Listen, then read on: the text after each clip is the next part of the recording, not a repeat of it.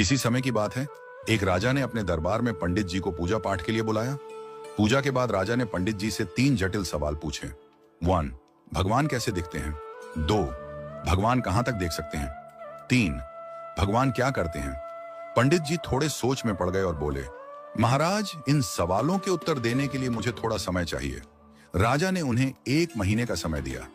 पंडित जी घर लौट आए, लेकिन कई दिनों तक उत्तर नहीं सूझा। उनकी परेशानी देखकर उनका बेटा बोला, पिताजी, आप क्यों चिंतित हैं? पंडित जी ने उसे राजा के सवालों के बारे में बताया। बेटे ने आत्मविश्वास से कहा, पिताजी, आप चिंता न करें, मैं इन सवालों का उत्तर दूंगा। अगले दिन दोनों राजा के दरबार में पहुंचे। राजा ने पंडित जी से पूछा, पंडित जी, आपने मेरे सवालों के जवाब खोज लिए? पंडित जी ने कहा, महाराज, मेरे बेटे ने इन सवालों के उत्तर देने का जिम्मा लिया है। राजा ने पूछा, तो बताओ, पहला सवाल, भगवान कैसे दिखते हैं? पंडित जी के बेटे ने मुस्कुराते हुए कहा, महाराज, कृपया एक कटोरी दूध मंगवाइए। दूध लाया गया। लड़के ने उसमें अपनी उंगली डालकर घुमाना शुरू कर दिया। राजा ने चौंक कर पूछा, यह क्या कर रहे हो? लड़के ने शांत स्वर में कहा, महाराज, क्या आपको इस दूध में मक्खन दिख रहा है? राजा ने सिर हिलाया और कहा, नहीं। लड़के ने उत्तर दिया, मक्खन इस दूध में ही है, लेकिन उसे निकालने के लिए दही जमाकर मथना पड़ता है।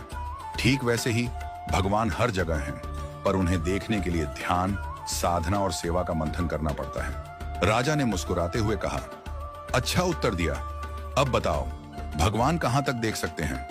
पंडित जी के बेटे ने कहा, महाराज, कृपया एक दिया मंगवाइए और उसे जलाइए। दिया जलाया गया और उसकी रोशनी चारों ओर फैल गई। लड़के ने पूछा, इस दिए की रोशनी कहां तक जा रही है?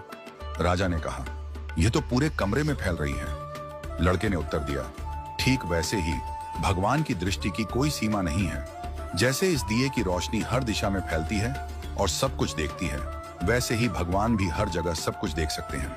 राजा ने संतुष्ट होकर कहा, बहुत अच्छा उत्तर दिया। अब बताओ, भगवान क्या करते हैं?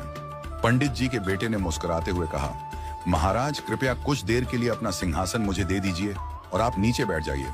दरबारियों में खुसर पुसर होने लगी, पर राजा को जिज्ञासा थी, इसलिए उसने उसे सिंहासन पर बैठने की अनुमति दे दी। लड़का सिंहासन पर बैठकर बोला, महाराज, अब देखिए, अभी तक आप राजा थे और मैं आपकी प्रजा था, लेकिन अब मैं राजा हूं और आप मेरी प्रजा हैं।